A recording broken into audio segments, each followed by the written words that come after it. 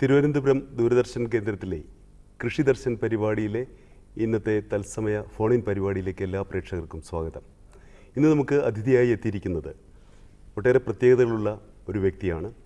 Doctor Sreevalsan J Menon, Kerala കാർഷിക സർവകലാശാലയിലെ associate പ്രൊഫസറും ശാസ്ത്രജ്ഞനും അതേസമയം അറിയപ്പെടുന്ന ഒരു സംഗീതജ്ഞനും കൂടിയാണ് അദ്ദേഹം. ഇന്ന് കാർഷിക സംസ്കാരവും സംഗീതവും സമന്വയിപ്പിക്കുന്നതിനെക്കുറിച്ച് ചർച്ച ചെയ്യുവാൻ, അതിനെക്കുറിച്ച് അന്വേഷിക്കുവാനാണ് നമ്മളിവിടെ ശ്രമിക്കുന്നത്. സ്വാഗതം. കൃഷി, പ്രകൃതി, ഇതെല്ലാം എന്നും കലകളെയും സാഹിത്യത്തെയും കവിതയെയും സംഗീതത്തെയും എല്ലാത്തിനെയും വളരെയധികം സ്വാധീനിച്ചിട്ടുണ്ട്. കുഞ്ഞിരാമൻ നായരുടെ കവിതകൾ മുതൽ ഒട്ടേറെ കാര്യങ്ങളിൽ നമ്മളത് കാണാറുണ്ട്. അങ്ങ് ഒരു സംഗീതജ്ഞൻ എന്നുള്ള നിലയ്ക്കും അതേസമയം കാർഷിക ശാസ്ത്രജ്ഞൻ എന്നുള്ള നിലയ്ക്കും ഈ സുന്ദരമായ ഈ സമന്വയത്തെ എങ്ങനെയാണ് നോക്കിക്കാണുന്നത്?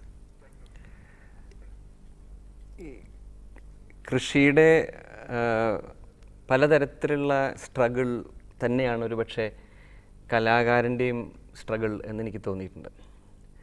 അത് ഒരു വിത്തിട്ട് അത് ഫലം തരുന്നത് വരെ, ആ ഒരു വൃക്ഷം ഫലം തരുന്നത് വരെയുള്ള ഒരു കാലതാമസം, എക്സ്പെഷ്യലി ആ ടൈം ഫാക്ടർ, ഇത് ശാസ്ത്രീയ കലകളിൽ അടിസ്ഥാനപരമായിട്ടുള്ള ഒരു കാര്യമാണ്. കാരണം നമ്മളിന്ന് ഒരുപാട് പാട്ട് പാടുന്നു, പഠിക്കുന്നു.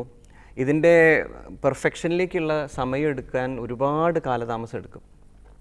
അപ്പോൾ ഒരു വിത്തിട്ട് അതിൻ്റെ ഫലം തരുന്ന ആ സമയം ശാസ്ത്രീയ കലകളിൽ ഏകദേശം 15-20 വർഷങ്ങൾ എടുക്കുന്ന അതേമാതിരി തന്നെയാണ് കാർഷിക രംഗത്തും. ഞാൻ അതിനെ മാറി നിന്ന് കാണുമ്പോൾ ഒരു കൃഷിക്കാരൻ അനുഭവിക്കുന്ന അൺസർട്ടനിറ്റീസ്, ഒരു ഒരു ഒരു തെങ്ങ് 7 വർഷം കഴിഞ്ഞ് കായ്ക്കുന്നത് വരെയുള്ള നാച്ചുറൽ കലാമിറ്റികളും ഇതെല്ലാം ഒരു കലാകാരനും അനുഭവിക്കുന്നുണ്ട്. വിവേചനങ്ങൾ, ബുദ്ധിമുട്ടുകൾ, പൈസയുടെ ബുദ്ധിമുട്ടുകൾ, ഇങ്ങനെയുള്ള ഒരുപാട് ബുദ്ധിമുട്ടുകളും ഇവിടെ കടന്നു വന്നിട്ട് അവസാനമാണ് അവൻ്റെ ഒരു ആവിഷ്കാരം. സംഗീതം, ഇപ്പോൾ എൻ്റെ കേസിൽ ഒരു കർണാടക സംഗീതത്തിലെ ഒരു രാഗമായിട്ടോ അല്ലെങ്കിൽ ഒരു കച്ചേരിയായിട്ടോ അവതരിപ്പിക്കുമ്പോൾ എത്രയോ വർഷത്തെ പ്രയത്നം ആവശ്യം ഉണ്ടെന്ന് മാത്രമല്ല, ഒരുപാട് പരീക്ഷണ ഘട്ടത്തിൽ കൂടി പോകുന്നുണ്ട്. അത് ഒരു കാർഷിക സംസ്കാരത്തിൽ നോക്കിയാലും ഇത്തരം ഈ സൗന്ദര്യ സങ്കല്പത്തിൽ രണ്ടിലും കോമണാലിറ്റീസ് ഞാൻ കാണുന്നുണ്ട്. നമ്മുടെ നാട്ടിൽ കൃഷി എന്നും നാടോടി സംഗീതവുമായി ബന്ധപ്പെട്ടിട്ടുണ്ട്. കുട്ടനാട്ടിലായാലും മലബാറിലായാലും മധ്യതിരുവിതാംകൂറിലായാലും എവിടെയായാലും കൂട്ടായ്മയുടെ ഒരു വേദിയിലെപ്പോഴും രാഗങ്ങൾ, താളങ്ങൾ എന്നും ഉണ്ടാകാറുണ്ട്. അത് അവരുടെ ശ്രമകരമായ ക്ലേശകരമായ അധ്വാനത്തിന് ലഘൂകരിക്കാനും ഒരുപക്ഷെ അത് ആസ്വദിക്കാനും, ചെയ്യുന്ന പ്രവൃത്തി ആസ്വദിക്കാനും ഒക്കെ അത് സഹായകരമാണുണ്ട്. അപ്പോൾ ഈ സംഗീതം എന്നുള്ള ക്ലാസിക്കൽ സംഗീതം അല്ലെങ്കിൽ ഒരു നാടൻ പാട്ടും അനുഷ്ഠാന കലകളുമായും കൃഷിപ്പണികളുമായൊക്കെ ബന്ധപ്പെട്ടുള്ള ചരിത്രമാണ് നമ്മൾ കണ്ടിട്ടുള്ളത്. അതിപ്പോൾ പലയിടത്തും അത് അന്യം നിന്ന് പോകുന്നതായി കാണുന്നുണ്ട്. ഇന്നത്തെ ദിനപത്രത്തിൽ ഞാൻ വായിക്കുകയുണ്ടായി, ബംഗാളിൽ നിന്നുള്ള ഒരു പറ്റം ചെറുപ്പക്കാരായ തൊഴിലാളികളെ ഉപയോഗിച്ചൊരു സ്ഥലത്ത് കൃഷി ഇറക്കുമ്പോൾ രവീന്ദ്ര സംഗീതം പാടിക്കൊണ്ടവർ ചെയ്യുന്നു എന്ന് പറഞ്ഞപ്പോൾ അത് ഞാൻ ആലോചിക്കുകയായിരുന്നു, ഇന്ന് ഈ പരിപാടിയും കൂടി ഉള്ളതുകൊണ്ട്. അപ്പോൾ ഈ അന്യം നിന്ന് പോകുന്ന ഈ നാടൻ പാട്ടുകളും സംസ്കാരവും പ്രകൃതിയുമായിട്ട് ബന്ധപ്പെട്ട നാടൻ പാട്ടുകളും ഒക്കെ വീണ്ടും ഒരു പുനരാവിഷ്കരിക്കാനുള്ള സാധ്യത ഒരു സംഗീതജ്ഞൻ എന്നുള്ള നിലയ്ക്ക് അങ്ങ് എങ്ങനെയാണ് കാണുന്നത്? വളരെ വളരെ പ്രസക്തമായിട്ടുള്ളൊരു കാര്യമാണ് ഇപ്പോൾ സാർ പറഞ്ഞത്. കാരണം ഇപ്പോൾ കൃഷി ഒരു പൊതു ആക്ടിവിറ്റി ആണെങ്കിൽ കൂടി അതിൽ നമ്മൾ ധാരാളം പാട്ടുകൾ, ഇപ്പോൾ വിത്തുപാട്ട്, തേക്കുപാട്ട്, മെതിപ്പാട്ട്, കറ്റപ്പാട്ട്, അപ്പോൾ ഓരോ ആക്ടിവിറ്റിക്കും പാട്ടുകളുണ്ട്. ഇപ്പോൾ വിത്തുപാട്ടിൻ്റെ, ഇപ്പോൾ പണ്ടത്തെ നമ്മുടെ ഇപ്പോൾ കൃഷിഗീതമാരിയുള്ള പുസ്തകങ്ങളിൽ തന്നെ ഒരു 100-110 നെൽവിത്തിനങ്ങളെക്കുറിച്ച് പറയുന്നുണ്ട്. ഒരു ഉദാഹരണം പറഞ്ഞാൽ, മുമ്പിൽ പിറന്നു ജനിച്ചു വരി നെല്ല്, കാരാരിയൻ നല്ല പോരാരിയൻ വിത്ത്. മുമ്പിൽ പിറന്നു ജനിച്ചു വരി നെല്ല്, കാരാരിയൻ നല്ല പോരാരിയൻ വിത്ത്. കാസ്തകൻ മോടകൻ ചെന്നൽ കരിം ചെന്നൽ, കാത്തക പൂത്താട നാളീകൻ വിത്തുമേ. ഇങ്ങനെ വിത്തുകൾ പറഞ്ഞു പോകുന്ന വിത്തുപാട്ട്. ഇതുകൂടാണ്ട് വിത്ത് ഏതൊക്കെ പരിസ്ഥിതിയിലാണ്, ഏതൊക്കെ സാഹചര്യങ്ങളിലാണ് കൃഷി ചെയ്യേണ്ടത്, വേനലിലാണോ മഴയത്താണോ, ഇങ്ങനെ ഇത്തരം വളരെ സൂക്ഷ്മമായിട്ട് ഒരു ഒരു ഒരു ഗ്രൂപ്പ് ആക്ടിവിറ്റിയേക്കാൾ ഉപരി അതിൽ ഒരുപാട് ഇൻഫർമേഷൻ അടങ്ങിയിട്ടുള്ള തരത്തിലുള്ള പാട്ടുകളുണ്ട്. ഇപ്പോൾ വിത്തും കാലാവസ്ഥയും കൂടെ ബന്ധപ്പെടുത്തിയിട്ടുള്ള പാട്ടുകളുണ്ട്. അതായത് ഇപ്പോൾ വേനിലെ നീരങ്ങു വറ്റാതെ ദിക്കിലങ്ങേറെ വിളയുമാ മുണ്ടകന്നിൽ വിത്ത് മലയിൽ വിളയും മലയൊടമ്പൻ വിത്ത് നീരിൽ വിളയുന്ന നീർക്കഴമ വിത്ത്. അപ്പോൾ കാലാവസ്ഥയായിട്ട് ബന്ധപ്പെടുത്തിയും കൂടി അത്തരം അപ്പോൾ ഒരു ഒരു ഒരു ഒരു ഇൻഫർമേഷൻ്റെ ഒരു ബാങ്കാണ് സത്യം പറഞ്ഞാൽ ഇത്തരം പാട്ടുകളൊക്കെ. കറ്റപ്പാട്ടുകൾ, തേക്ക് പാട്ടുകൾ, തോറ്റം പാട്ടുകൾ. മലബാറിലെ തോറ്റം പാട്ടുകളിൽ ഇപ്പോൾ പൊട്ടൻ തെയ്യം, മലപ്പിലവൻ, ഇതിലൊക്കെ പുനംകൃഷിയെക്കുറിച്ച് പോലും കൃത്യമായിട്ട് എങ്ങനെയാണ് പുനംകൃഷി ചെയ്യേണ്ടത്, എങ്ങനെയാണ് വിത്തിറക്കേണ്ടത്, ഈ പണിക്കാരെങ്ങനെയാണ് ഇതിൽ പണി ചെയ്യേണ്ടത്, അവരുടെ മാതൃക അവരെങ്ങനെയാണ് പെരുമാറേണ്ടത്. അപ്പോൾ നമ്മുടെ ഒരു പാക്കേജ് ഓഫ് പ്രാക്ടീസസ് മാതിരിയുള്ള ഒരു രൂപമാണ് പലപ്പോഴും കണ്ടത്. ഈ കൃഷിഗീത വളരെയധികം ചർച്ച ചെയ്തിട്ടുള്ളൊരു സാധനമാണെങ്കിലും ഒരു കാർഷിക ശാസ്ത്രം പഠിക്കുന്ന വിദ്യാർത്ഥികൾക്കോ ആ മേഖലയിലുള്ള ശാസ്ത്രജ്ഞന്മാർക്കോ പലപ്പോഴും അപരിചിതമായി പോകുന്നുണ്ട്. ഇത് ഇങ്ങനെ സംഗീത ആവിഷ്കരണം നൽകി കൊണ്ട് തന്നെ ഈ യൂണിവേഴ്സിറ്റികളിലായാലും ശരി, VHSC സ്കൂളുകളിലായാലും ശരി പഠിക്കുന്ന കുട്ടികളെ കൂടി, കാരണം ഇതിലൊരു പാക്കേജ് ഓഫ് പ്രാക്ടീസ് താങ്കൾ പറഞ്ഞ പോലെ ഒരു ഘടകമുണ്ട്. ഇത് പുതിയ ശാസ്ത്രമല്ലെങ്കിൽ പോലും. അപ്പോൾ അങ്ങനെ ഒരു ശ്രമം നടത്താൻ കഴിയുമോ ഒരു ഈ രംഗത്തുള്ള ഒരാൾ എന്നുള്ള നിലയ്ക്ക്? തീർച്ചയായിട്ടും അത് ഇപ്പം എനിക്ക് തോന്നുന്നുണ്ട്. കാരണം ഞാൻ തന്നെ വളരെ ലേറ്റായിട്ടാണ് ഈ കൃഷിഗീതയെക്കുറിച്ച് വായിക്കുകയോ ഒക്കെ ചെയ്തത്. അതിൽ ശരിക്കും പറഞ്ഞു കഴിഞ്ഞാൽ വിളപരിപാലനം, കീടരോഗ ബുദ്ധിമുട്ടുകൾ, പിന്നെ വളപ്രയോഗം, കാലാവസ്ഥ, ഇതെല്ലാം ഈ കൃഷിഗീതയിൽ വന്ന് പാടിപ്പോയിട്ടുണ്ട്. കൃഷിഗീത തുടങ്ങുന്നത് തന്നെ ഇപ്പോൾ എങ്കിലോ നിങ്ങൾ കേട്ടാലുമേവരും ശങ്ക കൂടാതെയുള്ള കൃഷിവിധം ദാരിദ്ര്യങ്ങൾ കളയണമെങ്കിലോ നേരത്തെ കൃഷി ചെയ്യണമേവരും എന്ന് പറഞ്ഞ് തുടങ്ങുകയാണ്. ഇത് തീർച്ചയായിട്ടും ഒരു അറ്റംപ്റ്റ് നമുക്ക് ചെയ്യാവുന്നതാണ്. എനിക്ക് തോന്നുന്നു ഒരു ശാസ്ത്രജ്ഞൻ എന്നുള്ള നിലയ്ക്ക് കാർഷിക സർവകലാശാലയിൽ നമ്മളിത് ചെയ്യേണ്ടതാണ്. ഒരു ഫോൺ വരുന്നുണ്ട് എന്ന് തോന്നുന്നുണ്ട്. ഹലോ. നമസ്കാരം സാറേ. നമസ്കാരം. ആരാണ്? പരിചയപ്പെടുത്തൂ. ഞാൻ ഐസക് വർഗീസ് ആണ് വിളിക്കുന്നത്, ഡൽഹിയിൽ നിന്ന്. ഓ ശരി, ഡൽഹിയിൽ നിന്നാണല്ലേ? ഡൽഹിയിൽ നിന്നാണ് സാറേ. എനിക്ക് 48 വയസ്സുണ്ട്. ഞാൻ കേരളത്തിൽ വളരെ ചുരുക്കമാണ് താമസിച്ചിട്ടുള്ളത്. പക്ഷേ ഞാൻ തിരുവല്ലയിലാണ് ഇപ്പൊ എന്റെ വീട്. പക്ഷേ എന്റെ അമ്മ വീട് പത്തനാപുരത്താണ്. അപ്പൊ എനിക്ക് അവധി കിട്ടുന്ന സമയത്ത് ഞാൻ പത്തനാപുരത്ത് വരുമായിരുന്നു ആ കാലഘട്ടത്തില്. ശരി. അപ്പൊ അന്ന് അവിടെ കാർഷിക കേരളത്തിന്റെ തനിമ ഞാനന്ന് കണ്ടിട്ടുണ്ട്. ശരി. ഇന്ന് പാടങ്ങളും നെൽപ്പാടങ്ങളും വയലുകളും മറ്റ് സ്ഥലങ്ങളും പാഴായും തരിശായും കിടക്കുന്നു. ഇന്ന് നേപ്പാളിൽ നിന്നും ജാർഖണ്ഡിലും ഉത്തരാഖണ്ഡിൽ നിന്നും ബംഗാളിൽ നിന്നൊക്കെ ആൾക്കാർ വന്ന് നമ്മുടെ ഇവിടെ ജോലി ചെയ്യുന്നു. അവർക്ക് ജോലി ചെയ്യാൻ പോലും ശരിക്കും പറഞ്ഞാൽ നമ്മുടെ കാർഷിക സംസ്കാരം അനുസരിച്ച് അറിഞ്ഞുകൂടാ. ഇന്നിപ്പോ സാറ് പറഞ്ഞു അവര് ഈ കവിതയും പിന്നെ അല്ലെങ്കിൽ നാടൻ പാട്ടുകളും പിന്നെ കർഷക ഇതും അതൊക്കെ പോയ ഒരു കാലമാണ് സാർ. നമ്മളൊക്കെ ഇന്ന് ഞാനൊക്കെ ദുഃഖിക്കുന്ന ഒരു വ്യക്തിയാണ്. ശരിക്കും പറഞ്ഞു കഴിഞ്ഞാല് ഇത്രേ ഉള്ളൂ. ഒരു നമ്മുടെ കേരളത്തിൽ തന്നെ ഒരു വിഭാഗം ആൾക്കാര് കർഷക സ്ത്രീയോ അല്ലെങ്കിൽ കുടുംബശ്രീയോ അല്ലെങ്കിൽ തൊഴിലുറപ്പ് പദ്ധതിയോ അതനുസരിച്ചിട്ട് അവരെയൊക്കെ എടുത്ത് ഉപയോഗിച്ച ഈ ലക്ഷം ഏക്കർ സ്ഥലങ്ങള്, നെൽപ്പാടങ്ങളായാലും കരഭൂമി ആയാലും അതിൽ തമിഴ്നാട്ടിൽ നിന്നും കർണാടകത്തിൽ നിന്നും ആന്ധ്രാപ്രദേശിൽ നിന്നും വരാതെ ചെയ്യാവുന്ന അനേക കാര്യങ്ങളുണ്ട്. എന്നുള്ളതൊരു ദുഃഖം മാത്രമേ ഉള്ളൂ. ഞാൻ ആഗ്രഹിക്കുന്ന ഒരു കേരളം അല്ല സാർ. ശരി, വളരെ നന്ദി. ഇതൊരു അഭിപ്രായമാണ്. വളരെ നന്ദി. അപ്പോൾ നമ്മൾ പറഞ്ഞു വന്നത് ഇത്തരം പഴമയിൽ കുറേയധികം നമുക്ക് ഉയർത്തിയെടുക്കേണ്ടതും നമുക്ക് ശാസ്ത്രജ്ഞന്മാർക്കും വിദ്യാർത്ഥികൾക്കും സമൂഹത്തിനും ഉപയോഗപ്പെടുത്തുന്ന കാര്യങ്ങളുണ്ട്. അപ്പോൾ ഈ ഒരു ശാസ്ത്രജ്ഞൻ എന്നുള്ള നിലയ്ക്കും സംഗീതജ്ഞൻ എന്നുള്ള നിലയ്ക്കും താങ്കൾ ഇക്കാര്യത്തിൽ ശ്രമിക്കുമെന്നാണ് ഞാൻ വിശ്വസിക്കുന്നത്. തീർച്ചയായിട്ടും. പിന്നെ ഒരു കാര്യം ചോദിച്ചോട്ടെ, ഇപ്പോൾ ധാരാളം പ്രാദേശികമായിട്ട് വടക്കേ മലബാറിനെ പറ്റി തോട്ടംപാട്ടിനെ പറ്റി പറഞ്ഞു. ഇതിലൊക്കെ കൃഷിയും പ്രകൃതിയുമായിട്ടൊക്കെ കുറേ അംശങ്ങളുണ്ട്.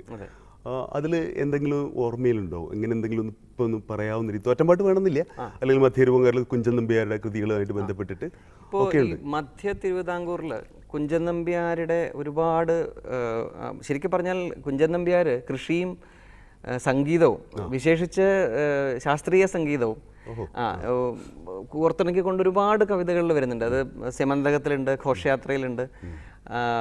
അതിൻ്റെ ഒന്ന് രണ്ട് വരികൾ ഞാൻ പാടാം. വളമേറിന കണ്ടത്തിൽ വിതച്ചാൽ വിളവൊരു പത്തിനു സംശയമില്ല, വളമില്ലാത്ത പറമ്പിൽ വിതച്ചാൽ അളവേ വിത്തും കിട്ടുകയില്ല എന്ന് കുഞ്ചൻ നമ്പ്യാർ പാടിയിട്ടുണ്ട്. കുഞ്ചൻ നമ്പ്യാർ ശരിക്കും കുട്ടനാടിലെ കർഷക രീതികളെക്കുറിച്ച്, മത്സ്യബന്ധനം, പിന്നെ ഗോസമൃദ്ധി, പിന്നെ വിത്തുകൾ, ഇതിനെക്കുറിച്ചൊക്കെ അദ്ദേഹം ഈ കവിതകളിലൂടെ അവതരിപ്പിച്ചിട്ടുണ്ട്. അതുമാത്രമല്ല, അതിനൊക്കെ ഓരോ താളങ്ങളിലും അദ്ദേഹത്തിൻ്റെ എക്സ്പെർട്ടൈസ്, രാഗങ്ങൾ, താളങ്ങൾ, അതിലൊക്കെ കൂടെ കൃഷിയും ഒക്കെ കൊണ്ടുവന്നിട്ടുണ്ട്. ഇപ്പോൾ 5 പറയ്ക്കുള്ളൊരു കണ്ടത്തിൽ പുഞ്ച വിതച്ചു വിളഞ്ഞതു കൊയ്താൽ 5 ജനത്തിനു ചെലവു കഴിക്കാം 5 മാസം മുഴുവൻ, തഞ്ചിലവുകളും വിത്തും കൂലിയും അഞ്ചാതെ കണ്ടങ്ങു കഴിച്ചാൽ 5 10 വായ്പ കൊടുപ്പാൻ വാഞ്ചില്ലാത്തതും അതിലുണ്ടാകും. അപ്പോൾ ഒരു പ്രിൻസിപ്പിളും ഒരു ഫിലോസഫിയും അദ്ദേഹം പറയുന്നുണ്ട്. അദ്ദേഹം ഒരുപക്ഷെ നമ്മൾ കുഞ്ചൻ നമ്പ്യാരുടെ ഈ കൃഷിയുടെ കോൺട്രിബ്യൂഷൻ ശ്രദ്ധിച്ചിട്ടില്ല എന്ന് തോന്നുന്നുണ്ട്. നമ്മളത് വായിക്കുമ്പോഴാണ്, നമ്മളും പലപ്പോഴും ഇങ്ങനെ ഓരോന്ന് വായിക്കുമ്പോഴാണ് അതൊക്കെ മനസ്സിലാവണം. അല്ലാതെ ഇപ്പോൾ നമ്മുടെ നേരത്തെ സാർ പറഞ്ഞു, നമ്മുടെ ഒരിക്കലും അഗ്രികൾച്ചറിൻ്റെ കരിക്കുലത്തിൽ നമ്മൾ ഈ കാര്യം പഠിക്കുന്നില്ല. പഠിക്കേണ്ടത് തീർച്ചയായിട്ടും പഠിക്കേണ്ടതാണ്. അപ്പോഴാണ് നമുക്ക് ഇപ്പോൾ കഴിഞ്ഞ ദിവസം ഞങ്ങളുടെ പിലിക്കോട് വെച്ച് ഒരു ഫെസ്റ്റിവൽ നടത്തി. അപ്പോൾ ഈ ഫെസ്റ്റിവൽ നടത്തിയത് അവിടുത്തെ ഏറ്റവും അടുത്തുള്ള മന്നത്തൂർ കാവ് എന്നുള്ള കാവിൻ്റെ ഉത്സവത്തിന് 2 ദിവസം മുമ്പാണ്. അപ്പോൾ നമ്മൾ അത് സിങ്ക്രണൈസ് ചെയ്തിരുന്നുവെങ്കിൽ ഒരുപാട് ആളുകൾ നമ്മുടെ ഈ എക്സിബിഷൻ കാണാനും ഒക്കെ വരുമായിരുന്നു. ഞാൻ പറയുന്നത് നമ്മളെ തന്നെ ഒന്ന് വിലയിരുത്തുകയാണ്. അപ്പോൾ ഈ അത്തരം കൾച്ചറൽ ആസ്പെക്ട്സ് കൂടി നമ്മുടെ ഇപ്പോൾ എക്സിബിഷനൊക്കെ പലപ്പോഴും തൃശ്ശൂർ പൂരം എക്സിബിഷനൊക്കെ നടത്തുന്നുണ്ട്. എന്നാൽ കൂടി കുറച്ചുകൂടി ഒരു ഗ്രാസ് റൂട്ട് ലെവലിൽ ഓപ്പറേറ്റ് ചെയ്യണം, ഗ്രാമീണ സംസ്കാരവുമായി ബന്ധപ്പെടുത്തിക്കൊണ്ട്. ഞാൻ കേട്ടിട്ടുള്ള ഡോക്ടർ ശ്രീവത്സൻ പാലക്കാട് കുനിശ്ശേരിയിലാണെന്ന് ഞാൻ കേട്ടിട്ടുണ്ട്. പാലക്കാടാണല്ലോ നെല്ലറ, കേരളത്തിൻ്റെ നെല്ലറ ഏറ്റവും കൂടുതൽ നെൽപ്പാടങ്ങളുള്ള. നെൽപ്പാടങ്ങളുമായി ബന്ധപ്പെടുത്തിക്കൊണ്ട് തന്നെ ധാരാളം നാടൻ അനുഷ്ഠാനങ്ങളും വിശ്വാസങ്ങളും പാട്ടുകളും ഒക്കെ ഉണ്ട്. അത് അവിടുത്തുകാരനായ ഡോക്ടർ ശ്രീവത്സനെ ഈ കോണ്ടെക്സ്റ്റിൽ സംഗീതവും കൃഷിയുമായി എങ്ങനെയാണ് അത് ബന്ധപ്പെട്ടിരിക്കുന്നതെന്ന് പറയാൻ പറ്റും? അല്ല, ഇപ്പോൾ ഈ സാർ നേരത്തെ പറഞ്ഞു, അതായത് ഞാൻ വളരെ ചെറുപ്പത്തിൽ നമ്മളവിടെ ഈ അവിടുത്തെ ഉത്സവങ്ങൾക്ക് കുഞ്ചേരിയിലായാലും അല്ലെങ്കിൽ അച്ഛൻ്റെ നാട് തത്തമംഗലാണ്, അവിടുത്തെ ഉത്സവങ്ങളിലൊക്കെ പോയിട്ടുണ്ട്. അപ്പോൾ വേല ഇവിടെയൊക്കെ ചില പാട്ടുകൾ, ഇപ്പോൾ കന്യാർകളിപ്പാട്ട്, പൊറാട്ട് നാടകങ്ങൾ, ഇതൊക്കെ കേട്ട് ശീലിച്ചിട്ടുണ്ട്.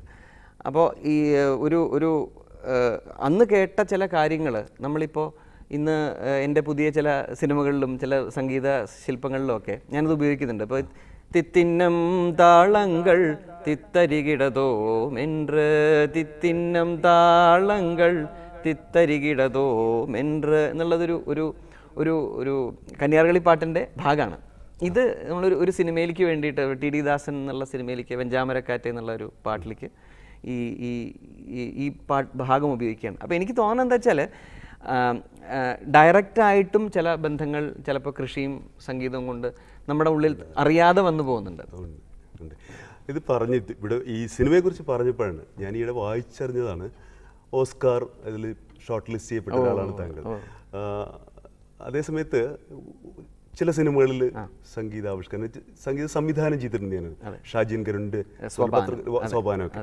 അപ്പോൾ ഇപ്പോൾ ഈ ദശയിൽ നടക്കുന്ന പ്രവർത്തനങ്ങളിൽ ഇത്തരം കാര്യങ്ങൾ ഇപ്പോൾ കൂട്ടിച്ചേർത്ത 1-2 ഉദാഹരണങ്ങളോ അല്ലെങ്കിൽ 1-2 സംഭവങ്ങളോ ഒന്ന് വിവരിക്കും. ഇപ്പോൾ ഈ പാട്ട്, ഞാൻ നേരത്തെ പാടിയ പാട്ട് ടി.ഡി. ദാസൻ സ്റ്റാൻഡേർഡ് 6B എന്നുള്ള സിനിമയിലായിരുന്നു.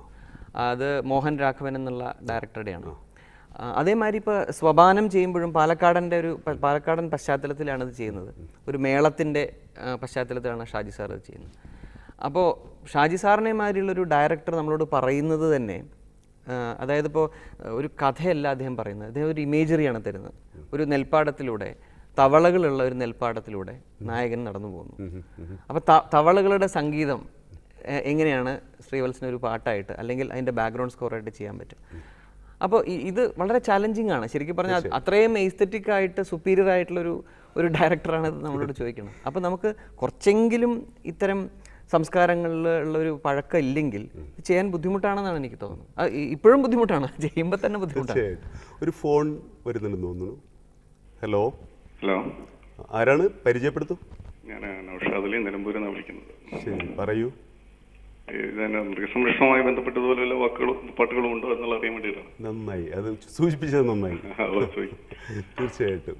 അങ്ങനെ നമ്മുടെ അതിഥിക്ക് നേരിട്ട് ഇല്ല. ചോദ്യം തീർന്നോ, കഴിഞ്ഞോ? അല്ല, ചോദിക്കാം. ആയോ? ചോദിച്ചോ. വളരെ ചുരുക്കിയ വാക്കുകൾ ചോദിച്ചോളൂ. ഇല്ല, ഞാൻ ചോദിക്കുന്നതെന്ന് വെച്ചാൽ ഇതുപോലെ കൃഷിയുടെ പോലെ തന്നെ വളരെ വളരെ എന്താ പറയാ റെലവെന്റ് ആയിട്ടുള്ള സെക്ടറാണ് മൃഗസംരക്ഷണം. അപ്പൊ അത്തരത്തിലുള്ള വല്ല പാട്ടുകളും ഉണ്ടോ അല്ല, പാട്ടുകളുണ്ട്. അതായത് ഇപ്പോൾ ഉത്തര മലബാറിൽ കോതാമൂരിയാട്ടം എന്ന് പറയും. ഈ ഗോദാവരി പശുവിനെ പൊലിക, അതായത് അതും ഒരു ഉർവരതയുടെ ഒരു ഭാഗമായിട്ട് ഈ വിത്ത് പുലിക പറയുന്ന മാതിരി തന്നെ ഗോസമൃദ്ധിക്ക് വേണ്ടിയിട്ടുള്ള പുലികപ്പാട്ടുകളുണ്ട്. ഈ കോതാമൂരിയാട്ടം അങ്ങനെ ഒരു ഈ ഗോദാവരി പശുവിനെ പ്രകീർത്തിച്ചു കൊണ്ടുള്ള ഒരു പാട്ടാണ്. പക്ഷേ അത് എനിക്കിപ്പോൾ പാടാനറിയില്ല. ഞാൻ അതിനെക്കുറിച്ച് കേട്ടിട്ടുണ്ടെന്ന് മാത്രമേ ഉള്ളൂ. അത് ആ അനുഷ്ഠാനം ഞാൻ കണ്ടിട്ടുമുണ്ട്, പക്ഷെ അത് പാടാൻ എനിക്കറിയില്ല. അങ്ങനെ ഏതായാലും തീർച്ചയായിട്ടും ഉണ്ടാവുമല്ലോ. കാർഷിക വിളകൾ മാത്രമല്ല, മീൻ വളർത്തലായിട്ടും അല്ലെങ്കിൽ മൃഗസംരക്ഷണമായിട്ടൊക്കെ ബന്ധപ്പെട്ട് തീർച്ചയായിട്ടും ഉണ്ടാവും. എല്ലാം ഗ്രാമീണ ജനജീവിതത്തിന്റെ ഭാഗം എന്നുള്ളത്. പ്രകൃതി സംരക്ഷണം അല്ലെങ്കിൽ പ്രകൃതിയെ തന്നെ മഴ, മഴയെക്കുറിച്ച് ഞാനത് ഇങ്ങനെ എവിടെയോ വായിച്ചായിട്ട് ഓർക്കുന്നു. താങ്കൾ എന്തോ ചെയ്തിട്ടുണ്ട് മഴയെ കുറിച്ചിട്ട്. മൺസൂൺ അനുരാഗ എന്ന് പറഞ്ഞിട്ടൊരു ആൽബം ചെയ്തു, ഒരു വർക്ക് ചെയ്തു. അതിൽ മഴയുടെ വിവിധ ഭാവങ്ങളെ കുറിച്ചിട്ടാണ്. അതായത് വളരെ ജെന്റിലായിട്ടുള്ള മഴ, പിന്നെ പേമാരിയായിട്ടുള്ള മഴ, നാശം വിതയ്ക്കുന്ന മഴ. അപ്പോൾ ഒരു പ്രകൃതിയും പുരുഷനും തമ്മിലുള്ളൊരു പ്രണയത്തിന്റെ സങ്കല്പമായിട്ടാണ് അത് ചെയ്തിട്ടുള്ളത്. എങ്ങനെയാണ് അതൊന്ന് നമ്മുടെ പടം ഒരു രാഗം കർണാടക സംഗീതത്തിലെ അമൃതവർഷിണി എന്നുള്ള രാഗം മഴയായിട്ട് ബന്ധപ്പെടുത്തി പറയുന്നൊരു രാഗമാണ്.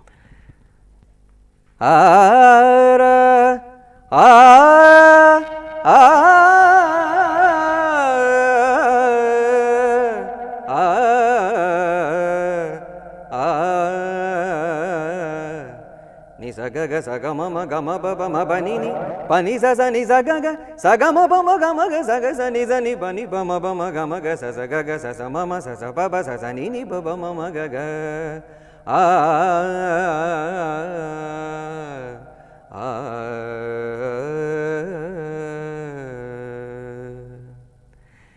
ഈ രാഗവും മഴ പെയ്യിക്കും എന്നൊക്കെ പറഞ്ഞ് മിത്തുണ്ട്. പക്ഷെ മഴയുടെ ഒരു എക്സ്പീരിയൻസ്, മഴയുടെ ഫീൽ നമ്മുടെ മനസ്സിൽ ഉണ്ടാക്കാൻ പറ്റുന്നതാണ് ഞാൻ വിശ്വസിക്കുന്നത്. മഴ പെയ്യിക്കാൻ പറ്റുന്ന എനിക്ക് തോന്നുന്നില്ല. നമ്മൾ വായിച്ചിട്ടുണ്ടല്ലോ പുരാണത്തിലൊക്കെ. ഒരു ഫോൺ കോൾ വരുന്നുണ്ടെന്ന് തോന്നുന്നു. ഹലോ ഹലോ ഹലോ ഹലോ, ആരാണ്? പരിചയപ്പെടുത്തും. ഞാൻ അനുപമയാണ്, ഹൈദരാബാദിൽ നിന്ന്. സ്വാഗതം. ചോദിക്കൂ. ഡോക്ടർ ശ്രീവത്സനോടുള്ള ചോദ്യം ചോദിക്കൂ, ചുരുക്കിയ വാക്കുകളിൽ ചോദിക്കൂ. ഓക്കെ, ഞാൻ ഈ പ്രോഗ്രാം കണ്ടു കഴിഞ്ഞപ്പോൾ ഞാനൊക്കെ ചെറിയ കുട്ടിയായിരുന്ന ആ സമയം എനിക്ക് ഓർമ്മ വരികയാണ്. എന്താണത്?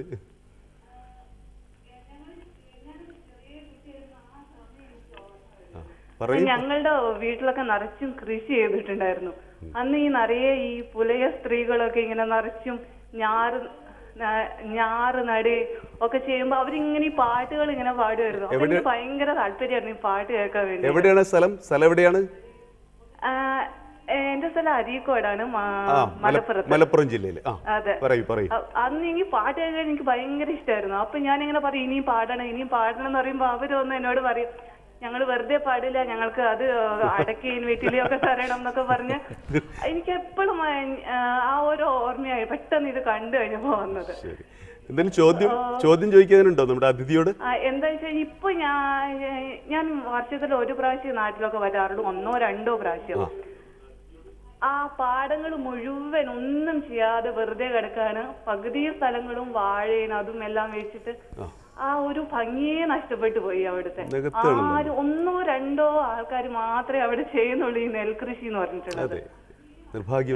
എന്റെ വീട്ടിലൊക്കെയാണെങ്കിൽ ഞങ്ങളെല്ലാം പാടമെല്ലാം വിറ്റ് കളഞ്ഞു അച്ഛൻ.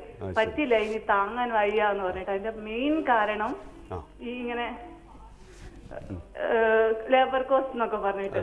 പക്ഷെ എനിക്ക് പറയണ ആ പാട്ടൊക്കെ കേട്ട് കഴിഞ്ഞപ്പം അത് ഇപ്പോഴും അത് പാടുന്നുണ്ടോ, ആ പാട്ടുകളൊക്കെ എവിടുന്നാ നമുക്ക് ഒന്നും കൂടെ കേൾക്കാൻ പറ്റുക എന്നുള്ള ഒരു സ്വാഭാവികമായൊരു സംശയം. ഇത് കഴിഞ്ഞില്ലേ, ചോദ്യം കഴിഞ്ഞില്ലേ? തീർച്ചയായിട്ടും. താങ്കൾക്ക് എന്താണ് ഇക്കാര്യത്തിലുള്ള കമന്റ്സ്? അല്ല, ഈ ഒരു ഗൃഹാതുരത്വം തീർച്ചയായിട്ടും ഇത്തരം പാട്ടുകൾ കേൾക്കുമ്പോൾ നാച്ചുറലി വരും. ഈ കോണ്ടെക്സ്റ്റിൽ വയൽ പാട്ടുകൾ, അതേമാതിരി ഈ പുള്ളുവന്മാരുടെ പാട്ട്, പുള്ളുവര് വയലുകളിലും വീടുകളിലും വന്ന് പാടിക്കൊണ്ടിരുന്നു. അപ്പോൾ അതിൽ വയൽപ്പാട്ടുകളിൽ വയലിൽ ചെന്ന് അവർ പാടുക ചെയ്യുക. അവിടെ ഈ പൊലിക്കുക എന്നുള്ളത് തന്നെയാണ് ഫെർട്ടിലിറ്റിയുടെ ഒരു ഉർവരതയുടെ ഭാഗമായിട്ടാണ് അവർ ചെല്ലണത്. വീട്ടിൽ വന്ന് ഈ പുള്ളൂർക്കുടം പാടുകയും വയലിൽ അവർക്ക് ചില സമയങ്ങളുണ്ട്. അപ്പോൾ ചൊവ്വ വെള്ളി എന്ന് അവർ വയലിൽ പാടില്ല.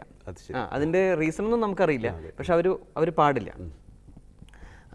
ഇത്തരം പാട്ടുകൾ നമ്മൾ ഇപ്പോൾ അന്നത്തെ പാടുന്ന രീതിയൊക്കെ നമ്മൾ എന്നോ മറന്നു കഴിഞ്ഞിരിക്കണം.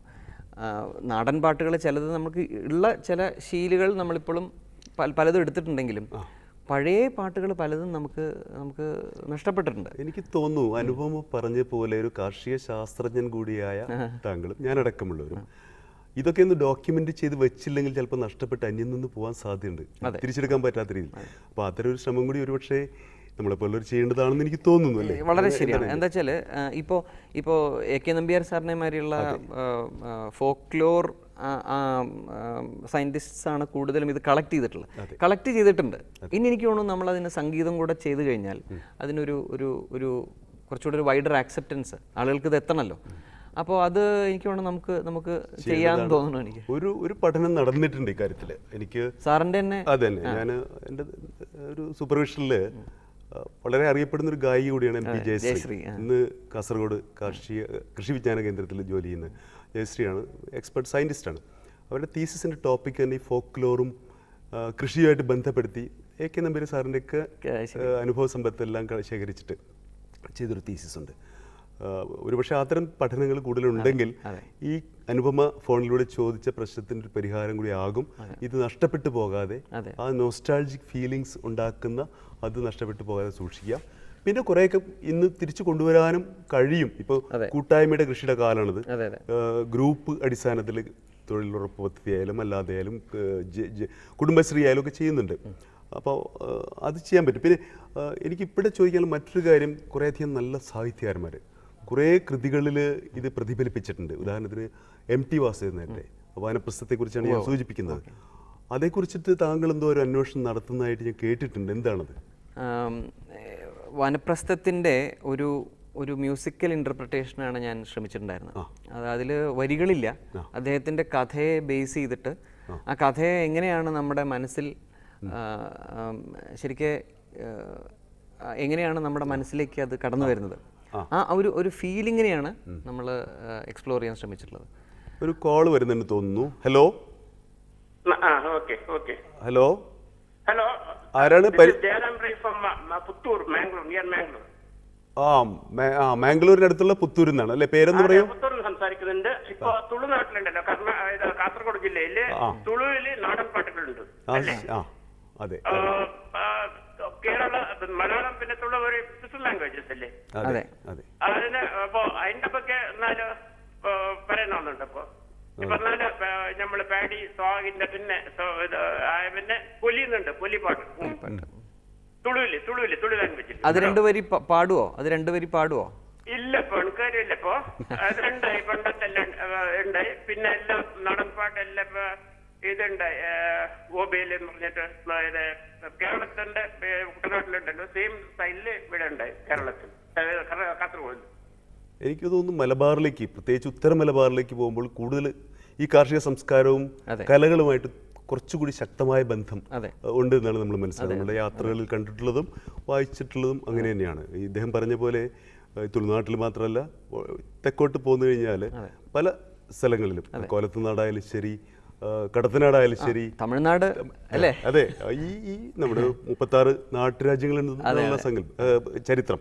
അപ്പോൾ എല്ലാ ഭാഗത്തും അതിൻ്റെതായ തനത് കലകളും കലാരൂപങ്ങളും കൃഷിയും പ്രകൃതിയുമായി ബന്ധപ്പെട്ട് പോയിട്ടുണ്ട്. അപ്പോൾ അതും ഈ പറഞ്ഞ പോലെ നഷ്ടപ്പെടാത്ത, നേരത്തെ പറഞ്ഞു വന്ന MTയുടെ വാനപ്രസ്ഥം ഒരു വളരെ ഡിഫറെൻ്റ് ആയിട്ടുള്ള, അതായത് മൂഴിക്കുളം ശാല എന്ന് പറഞ്ഞൊരു ഗ്രൂപ്പ് അവർ തന്ന ഒരു, സത്യം പറഞ്ഞാൽ ഒരു പ്രോജക്റ്റാണ്. അതൊരു ഒരു ചാലഞ്ചായിരുന്നു. കാരണം വരികളില്ലാതെ നമ്മൾ ഒരു ഇൻസ്ട്രുമെൻ്റൽ മ്യൂസിക്കിലൂടെ ആ കഥയുടെ ഒരു ഭാവം കൊണ്ടുവരിക എന്നുള്ളതാണ്. അത് ഞാൻ ചെയ്തു, അപ്രീസിയേഷനും കിട്ടിയിട്ടുണ്ട്. പക്ഷേ അതിനെന്താണെന്ന് വെച്ചാൽ ഈ വരികൾ ഇല്ലാത്തത് കൊണ്ടും എങ്ങനെയാണ് ഇതിപ്പോൾ നമ്മൾ വാനപ്രസ്ഥത്തിൻ്റെ കഥയാണ് ഞാൻ ഈ കേൾക്കുന്നതെന്ന് ഒരിക്കലും നമ്മൾ സംഗീതം കേട്ടാൽ മനസ്സിലാവില്ല. പക്ഷേ അതിൻ്റെ ഒരു ഫീൽ എൻ്റെ മനസ്സിലുണ്ടാക്കിയ, ഒരു കലാകാരൻ്റെ മനസ്സിലുണ്ടാക്കിയ ഒരു എളിയ ഒരു പ്രസൻറ്റേഷനാണ് വാനപ്രസ്ഥം. അത് ശരിക്കും പറഞ്ഞാൽ അങ്ങനെയുള്ള എക്സ്പെരിമെൻറ്റ്സ് തീരെ നടന്നിട്ടില്ല. ഈ മൂൺലൈറ്റ് സൊനാട്ട ആക്ച്വലി അങ്ങനെയാണ് ചെയ്യപ്പെട്ടതെന്നാണ് പറയുന്നത്. ഒരു പുസ്തകത്തിനെ ബേസ് ചെയ്ത് ആണ് ആ മൂൺലൈറ്റ് സൊനാട്ട കമ്പോസ് ചെയ്തിട്ടുള്ളത്. ഇന്ത്യയിൽ പക്ഷേ അത്തരം എക്സ്പെരിമെൻറ്റ്സ് ഇല്ല. ഒരു ഷോർട്ട് സ്റ്റോറിയെ ബേസ് ചെയ്ത് അതിൻ്റെ ഒരു തീമാറ്റിക് ഇൻസ്ട്രുമെൻ്റൽ മ്യൂസിക് ചെയ്യാൻ സാധ്യതകൾ ധാരാളം ഉണ്ടെങ്കിലും അത് ചെയ്തിട്ടില്ല. അതുപോലെ തന്നെ നമ്മുടെ കാലങ്ങളിൽ സീസൺസ്, ഋതുക്കളൊക്കെ ആയിട്ട് ബന്ധപ്പെട്ടിട്ട് ഒട്ടേറെ വിസ്മയമുണ്ടാക്കുന്ന, പ്രത്യേകിച്ച് ചെറുപ്പകാലത്തൊക്കെ നമ്മൾ ഓർക്കുമ്പോഴേ മഴയായാലും വേനലായാലും ഓരോ ഋതുക്കൾ മാറി വരുമ്പോൾ നമ്മൾ വിസ്മയത്തോടു കൂടി ആദരവോടുകൂടി നോക്കി നിന്നിട്ടുള്ള ഒരു അനുഭവങ്ങളൊക്കെ ഉണ്ട്. അതിലെന്തെങ്കിലും ഒരു സംഗീതാവിഷ്കരണം നടത്തുകയോ അങ്ങനെ എന്തെങ്കിലും? പുതിയ ഒരു വർക്ക് ഞാൻ ചെയ്യുന്നത് ഋതുക്കളെ ബേസ് ചെയ്തിട്ട് തന്നെയാണ്.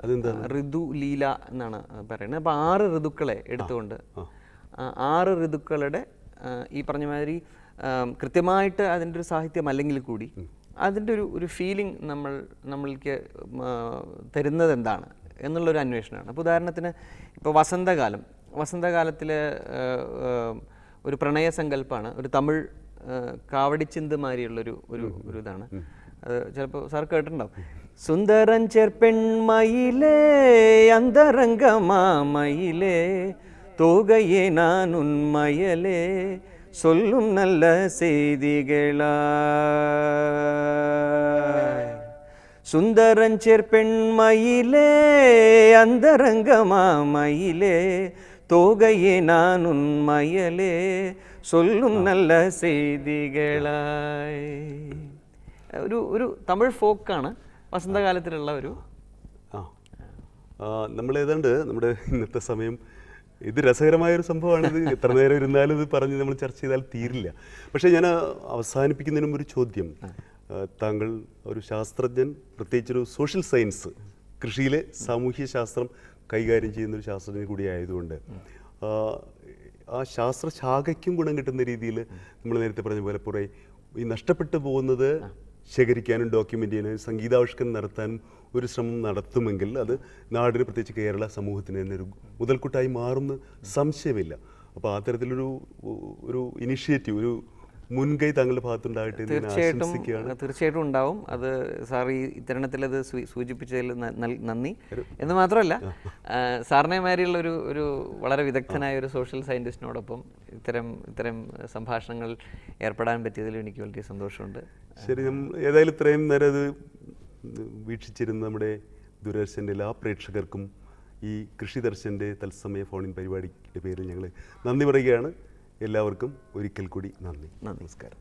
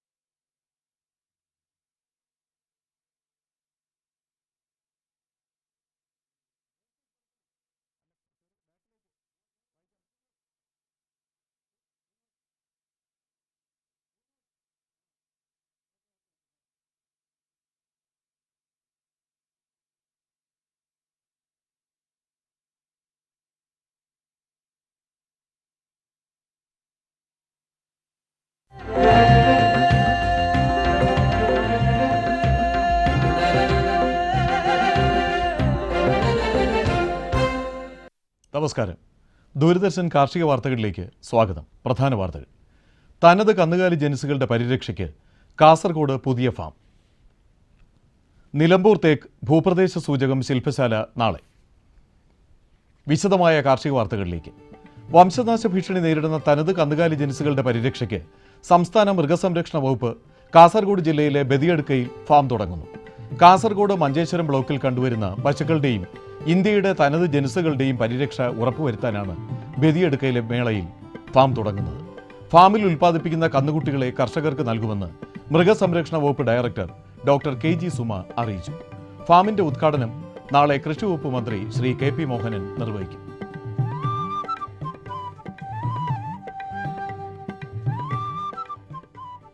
തൃശൂർ കൃഷി വിജ്ഞാന കേന്ദ്രം വീട്ടാവശ്യത്തിന് അല്പം മരുന്ന് ചെടികൾ എന്ന വിഷയത്തിൽ വനിതകൾക്ക് ഏകദിന പരിശീലനം നടത്തുന്നു. ഒക്ടോബർ 2ാം വാരത്തിൽ നടത്തുന്ന പരിപാടിയിൽ ദൈനംദിന ജീവിതത്തിൽ കുടുംബത്തിന് പ്രയോജനകരമാകുന്ന ഔഷധ സസ്യങ്ങളെ പരിചയപ്പെടുത്തുന്ന ക്ലാസുകളും ചർച്ചയും ഉണ്ടാകും. പരിപാടിയിൽ പങ്കെടുക്കാൻ ആഗ്രഹിക്കുന്നവർ മുൻകൂട്ടി പേര് രജിസ്റ്റർ ചെയ്യണം. കൂടുതൽ വിവരങ്ങൾക്ക് ബന്ധപ്പെടാവുന്ന ഫോൺ നമ്പർ 0487 237 5855. ക്ഷീരവികസന വകുപ്പിന്റെ പട്ടത്തുള്ള ക്ഷീര പരിശീലന കേന്ദ്രത്തിൽ സെപ്റ്റംബർ 30, ഒക്ടോബർ 1 തീയതികളിൽ തീറ്റപ്പുൽ കൃഷിയിൽ പരിശീലനം സംഘടിപ്പിക്കുന്നു. വിവിധയിനം തീറ്റപ്പുല്ലുകൾ, അസോള, കാലികളുടെ തീറ്റക്രമത്തിൽ തീറ്റപ്പുല്ലിന്റെ പ്രാധാന്യം, തീറ്റപ്പുൽ സംസ്കരണം തുടങ്ങിയ വിഷയങ്ങളിലാണ് പരിശീലനം. പങ്കെടുക്കാൻ താൽപ്പര്യമുള്ളവർ ഈ മാസം 30-ന് രാവിലെ 10 മണിക്ക് മുമ്പായി പരിശീലന കേന്ദ്രത്തിൽ ഹാജരാകണം.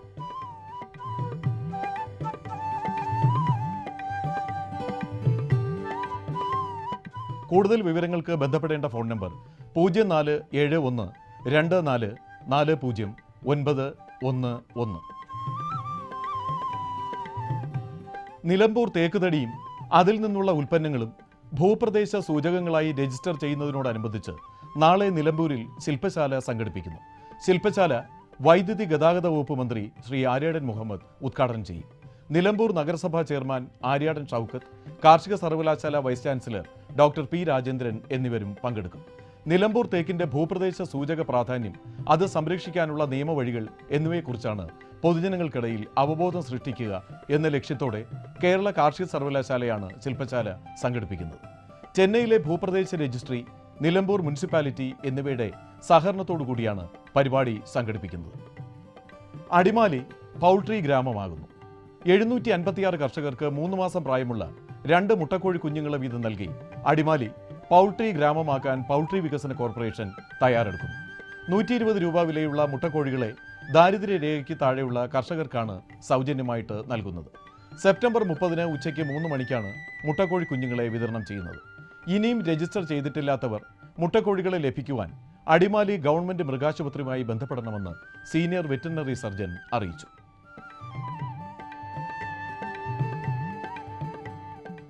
പാലുൽപ്പന്ന നിർമ്മാണത്തിൽ കർഷകർക്കുള്ള 5 ദിവസത്തെ പരിശീലന പരിപാടി ഒക്ടോബർ 1, 7 തീയതികളിൽ പൂക്കോട് വെറ്ററിനറി കോളേജിൽ നടക്കും. വിശദ വിവരങ്ങൾക്ക് 9496 44 8914 എന്ന നമ്പറിൽ വിളിക്കുക.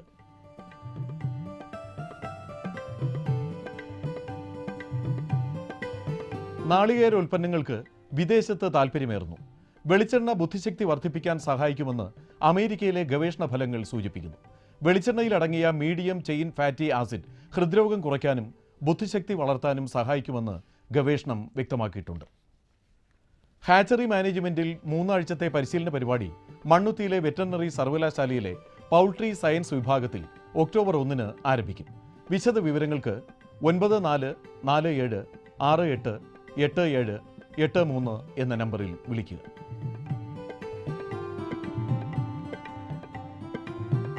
ഇനി കമ്പോള നിലവാരം.